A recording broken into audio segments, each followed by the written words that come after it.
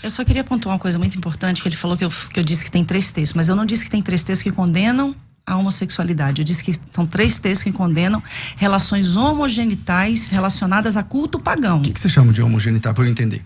Atos homogenitais. Então, o que você chama de ato homogenital? De 2 homens, de 2 mulheres. Sexo entre iguais. Sim, relacionado a um culto pagão. Da mesma maneira que se houver esse sexo heterossexual, heteronormativo, para um culto pagão, também vai ser condenável. Da mesma maneira. Então, o desafio é, eu entendi. Você está dizendo que quando a Bíblia condena no Antigo Testamento, é porque tem, no bojo da condenação do sexo, tem a ver com um culto pagão. A prostituição cultural. A prostituição cultural. Legal. Independente do gênero. Mostra isso no texto.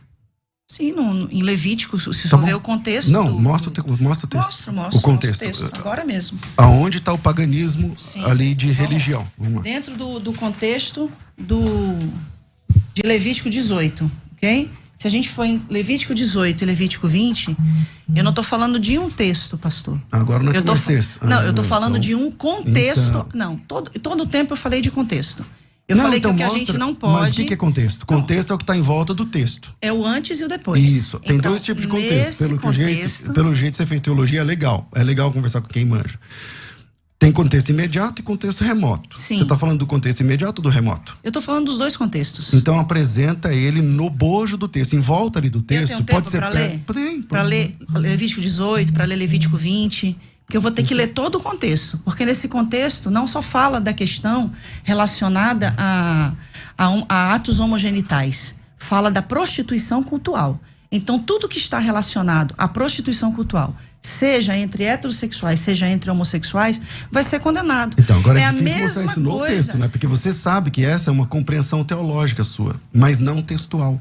Não tem texto nem contexto. Então, o senhor você faz tem assim, uma interpretação de Levítico 18 dizendo o seguinte: aqui onde fala isso, é por causa disso, disso, disso. Aí eu respeito. Sim. Agora, se você disser assim, é por causa disso, disso, por causa desse texto, aí beleza, é só apresentar o texto. Porque o maior problema da gente hoje é a gente pegar esses textos isolados para condenar milhares de pessoas. Quando o senhor fala assim... Deus aceita a gente como a gente é. Sim, eu nunca neguei isso. Eu disse que Deus não aceita a gente como a gente é. Não, que Deus recebe a gente como nós somos como e nos leva... Estamos. Exatamente. Entendeu? Então, isso é óbvio. Isso a gente sabe. Agora, a pretensão é a gente dizer isso para um homossexual e falar que ele precisa sublimar a sua sexualidade. É o mesmo de eu chegar para o senhor e falar assim: não, Deus te ama assim como você é hétero, tá? Mas você não pode ter relações com uma mulher. Você não pode viver a sua sexualidade. Olana, pastora, é o seguinte. Esse exemplo que você está dando é um exemplo recorrente dentro da igreja cristã e dentro da fé cristã. Você se deparar com um cristão heterossexual, sim, com impulsos pelo gênero oposto, e dizer para ele que ele precisa sublimar isso. Eu não diria sublimar, mas que ele precisa refrear seus impulsos para submeter a sua vida a Cristo, ao senhorio de Cristo. Então, o convite de Cristo para o discipulado é esse: negar a si mesmo, tomar a sua cruz diariamente e segui-lo. Então, o heterossexual também tem de refrear seus impulsos.